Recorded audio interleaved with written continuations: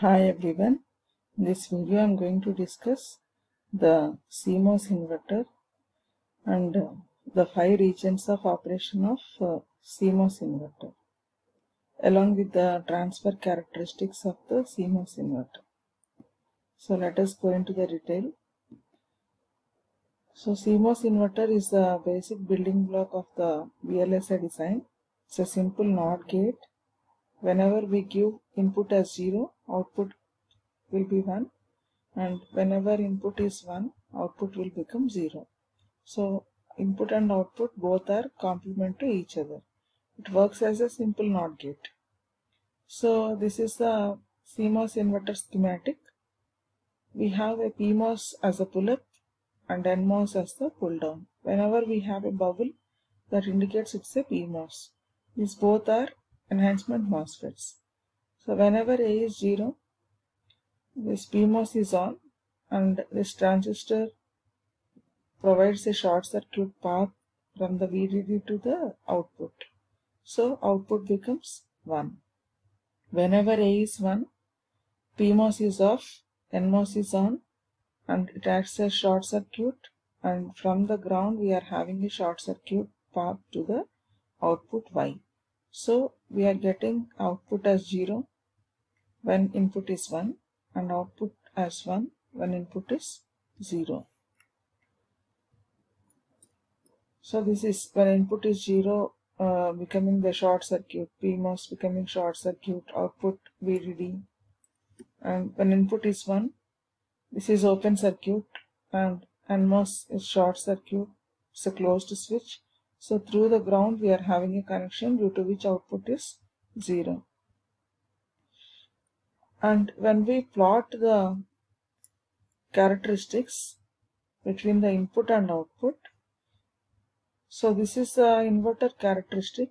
Whenever input is 0, output is VDD, and whenever we increase the input from 0 to VDD, that is 1, output will become 0. So we can see fall in the output. When input is 0, output is VDD.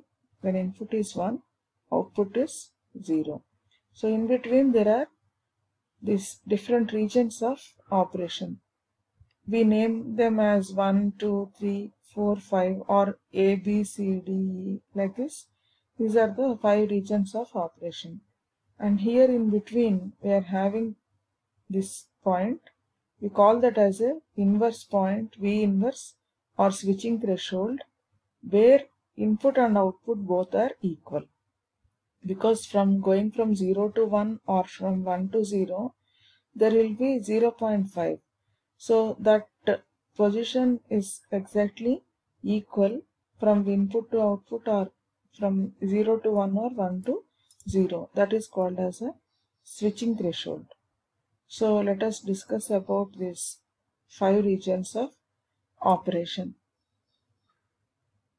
So whenever input is 0, so whenever input is 0, we know that this PMOS is on and NMOS is off. So it is very clear. So whenever input is 0, we go to the schematic. Whenever input is 0, PMOS is on, NMOS is completely off. So that's why we are getting output as VDD. So it is very clear that this is open circuit, NMOS is open circuit, PMOS is short circuit. So that is region 1. Similar to region 1, region 5. Exactly when Vin is 1, NMOS is on, PMOS is off. So that means NMOS is short circuited, PMOS is open circuited. So that is about the region 5.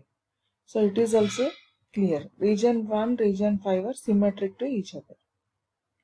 If we go to this figure, so region 1, region 5. So in region 1, PMOS is on, NMOS is off. Region 5, PMOS is off, NMOS is fully on. Whereas coming to these three regions, so here 2 and 4 are symmetric and 3 is anyhow middle.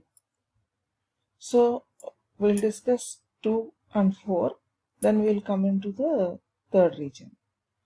So in the first region and fifth region, NMOS is off and PMOS is linear. Linear is nothing but the resistive region, and 5 is NMOS linear, PMOS is off.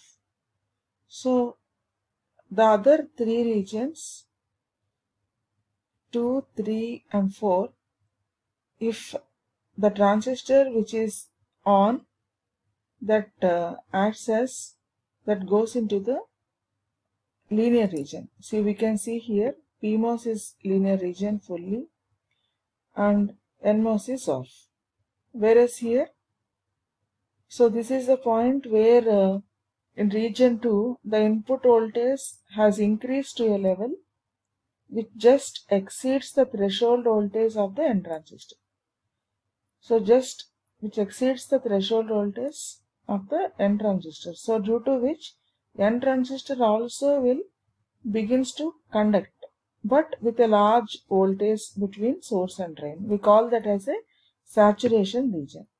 So NMOS will be in saturation region. Previously NMOS is off in region 1, whereas in region 2 NMOS is in saturation region. It also begins to conduct, but it is having large voltage drop across the source and drain. Whereas P transistor is conducting with small voltage across it. Small voltage across it is called as a linear region or resistive region. So PMOS is in linear region in region 2, NMOS is in saturation region. So due to which a small current flows through the inverter from VDD to VSS. So similarly, region 4, coming to the region 4, here also exactly similarity can be found. But roles of P and N transistor are reversed. However, the current magnitudes in regions 2 and 4 are small, and most of the energy is consumed in switching from one state to the other, due to which the large current flows in the region 3. So region 2 and region 4 are symmetric, in which if one transistor is in linear region, the other will be in the saturation region.